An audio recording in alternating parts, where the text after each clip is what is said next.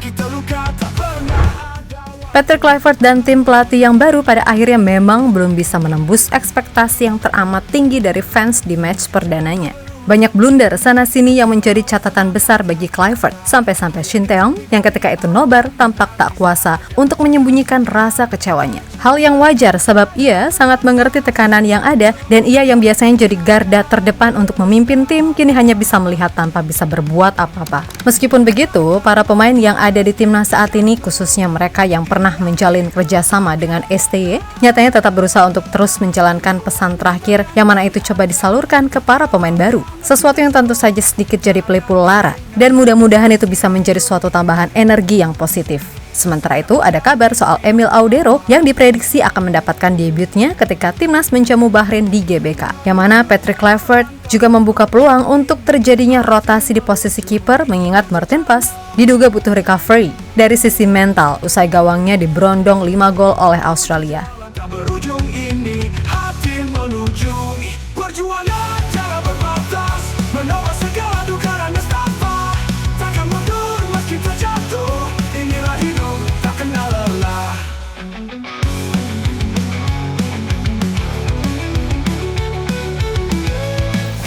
Mulai sekarang, turunkan sejenak ekspektasi dan fokuskan dukungan ke timnas Indonesia secara utuh. Karena berkaca dari laga versus Australia kemarin, kita semua merasa kalau timnas Indonesia seakan-akan di atas angin, bisa meladeni tim tuan rumah Australia, yang notabene negara langganan Piala Dunia. Yap, hanya karena kita merasa skuad kita bertambah kuat, terus Australia dihantam badai cedera, kita semua berpikir, oh bisa nih hajar-hajar atau curi poin.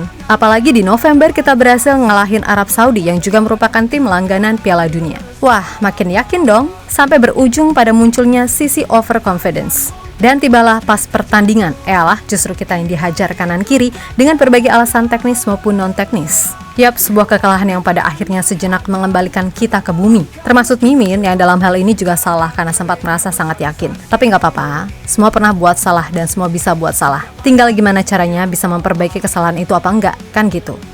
Yap, jujur aja, kekalahan atas Australia jujur membuat persaingan di grup C jadi makin sulit. Meskipun begitu, Indonesia sejatinya masih punya peluang di 3 laga terakhir, yang mana diantaranya adalah laga kandang melawan Bahrain dan China. Nah, laga kandang inilah yang apapun caranya harus bisa dimenangkan oleh Garuda jika masih ingin menjaga peluang lolos setidaknya ke round 4. Iya loh beneran, kalau mau berbicara hitung-hitungan, jalur yang paling realistis untuk ditempuh oleh Indonesia ya emang lewat ronde keempat. Yang mana tim Garuda harus finish di urutan ketiga atau keempat sebagai syarat akhir. Dan kembali lagi, untuk mewujudkan itu, kemenangan melawan Bahrain dan China adalah sifat yang udah nggak bisa ditawar lagi.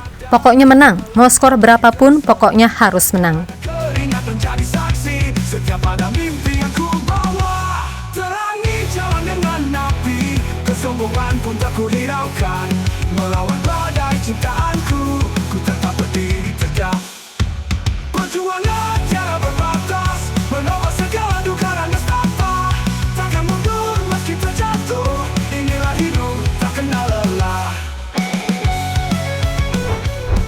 Yap, kalau kita ngomongin soal kualitas individu di atas kertas, Indonesia memang bisa dibilang lebih unggul dari Bahrain, lawan terdekat kita. Tapi semuanya juga harus paham kalau Bahrain skuadnya gak banyak berubah. Dan Jepang pun kemarin mengakui kalau tim tersebut udah banyak mengalami perubahan positif di luar dari kebiasaan licik mereka. Sehingga tantangannya sekarang selain mental yang harus bisa bounce back, para pemain juga harus bisa segera menyatukan chemistry. Dan untungnya ada jeda waktu yang terbilang lumayan lah bagi pemain khususnya buat yang baru-baru untuk lebih dekat di dalam maupun di luar lapangan. Nah, dalam hal ini tampak dalam beberapa momen para pemain udah mulai lebih dekat satu sama lain. Terlihat momen-momen hangat nan Candaria menyelimuti latihan timnas Indonesia. Bahkan pemain seperti Kevin Dix sampai bisa godain Ricky Kambuaya yang dikenal cool abis dengan cosplay jadi tukang pijet dadakan. Intinya apa yang dilakukan para pemain dianggap seperti sedang menjalankan pesan terakhir STY yang pokoknya apapun caranya, tim ini harus bisa bersatu luar dalam. Karena jujur saja di zaman STY kita sering banget melihat momen-momen lucu nan hangat yang tercipta. Tapi dengan begitulah kekompakan dan kedekatan satu sama lain bisa terjalin. Terutama buat para pemain baru. Kayaknya mereka juga udah enjoy dan bisa menikmati padatnya kota Jakarta. Pokoknya segala kehangatan yang terjadi kayaknya udah cukup untuk membuat STY yang pastinya ikutan mantau jadi lega. Karena biar gimana pun, sebagai orang yang telah lama menangani tim nasional, ada sedikit rasa haru bercampur rindu. Yang sayangnya semua itu kini hanya bisa dilihat tanpa bisa disentuh. Okay.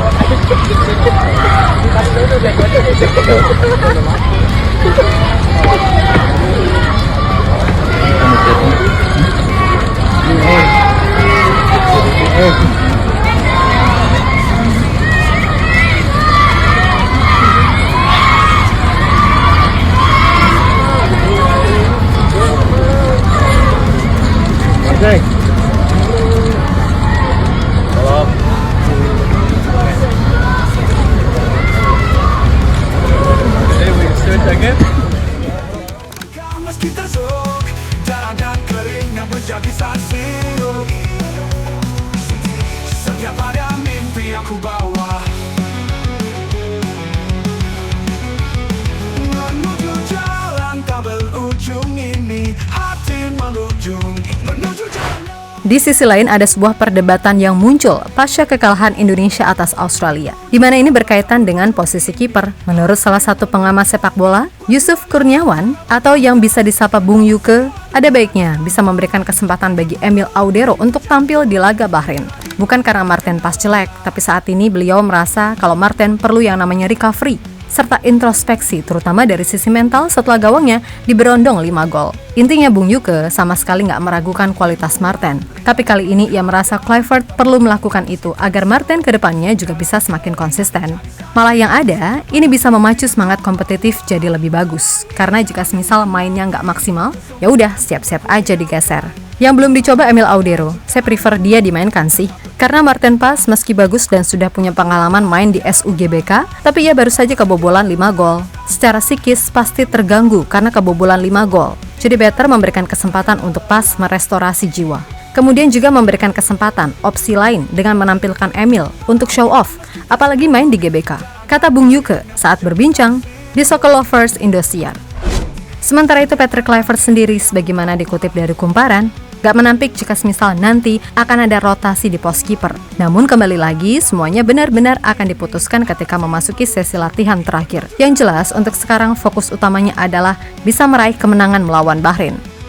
There's always a possibility, of course, but we need to focus now on the fitness and everything for the team.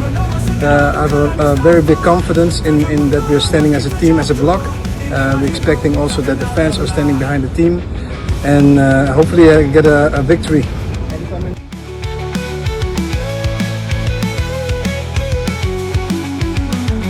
Ribuan rintangan menghadang, tetap melangkah meski tersuk.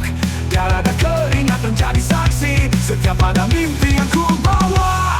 Terangi jalan dengan api, kesombongan pun tak ku hiraukan. Melawan badai cintaanku, ku tetap berdiri tegak. Ya buat sekarang ini mungkin sebagian besar dari kita semua masih merasa jengkel, terutama kepada Patrick Kluivert atas pilihan taktiknya yang dirasa nggak bagus, sehingga langsung muncul tagar Kluivert out. Tapi menurut Pak Sumarji, tolong hentikan narasi kebencian kepada tim pelatih yang pada khususnya Kluivert, di mana beliau meminta kalau masyarakat tetap dukung apapun yang terjadi, karena pastinya semua pihak akan melakukan yang terbaik. Saya kira kita harus percaya dulu ya, kita harus percaya dulu. Kalau kita berbicara proses memang tidak mungkin, karena yang kita kejar adalah menuju Piala Dunia. Tentu siapapun yang jadi pelatih itu dengan konsekuensi harus bisa menampilkan dan bisa membawa tim ini meraih prestasi dan bisa menuju ke Piala Dunia. Kalau berkaitan dengan soal tuntutan masyarakat, saya kira masyarakat tahan dulu lah, tahan dulu. Kita berikan kepercayaan penuh kepada tim kepelatihan sehingga tim pelatih dan seluruh all team itu betul-betul berjuang keras menuju harapan impian kita semuanya. Saya mohon kiranya masyarakat agar betul-betul percaya dulu supaya tim ini betul-betul mempersiapkan pertandingan yang tinggal beberapa hari ini betul-betul dengan baik. Sabar dulu. Semuanya pasti akan kelihatan hasilnya ketika masyarakat percaya dan tim bekerja dengan keras. Kita doakan saja hasilnya sesuai dengan apa yang jadi keinginan kita semua. Saya sudah sampaikan kepada Coach Patrick tadi jika saya bicara, kita ini kawan, kita saudara, kita satu tim. Kita harus sama-sama menyiapkan tim ini dengan sebaik-baiknya. Hiraukan, tidak usah dihiraukan semua yang di luar. Betul-betul fokus tim untuk menghadapi Bahrain. Cukup ya? Yap, terlepas dari apapun, kita tetap harus optimis kalau timnas Indonesia bisa kok menang atas Bahrain. Karena kembali lagi, tim ini sebenarnya bagus, tapi ya emang belum kebentuk aja sebagai sebuah unit yang kompak. Memang pergantian pelatih di tengah kompetisi dirasa nggak pas. Tapi mau gimana lagi, semua udah terjadi dan apa yang ada di depan ya itulah yang harus dihadapi. Ingat, kita dukung timnas bukan karena siapa pemainnya, siapa pelatihnya, dan siapa ketua federasinya. Pokoknya kita dukung timnas Indonesia, karena kita memang harus punya rasa memiliki nan bangga kepada tim nasional. Apalagi di tengah situasi Indonesia gelap semacam ini, ya udah timnas Indonesia mungkin adalah salah satu alasan kenapa kita masih diberikan harapan soal negeri ini. So, buat pemain, staf, pelatih, federasi, dan semua supporter, gak ada gunanya saling serang sana-sini. Mendingan kita bersatu demi timnas Indonesia yang sedang berjuang meraih asa tertinggi. Untuk itu, tetap semangat dan sukses selalu. Oke, kita Garuda. Biar ada keringat menjadi saksi setiap pada mimpi yang ku bawa. Terangi jalan dengan api, kesombongan pun tak ku hiraukan. Melawan badai cinta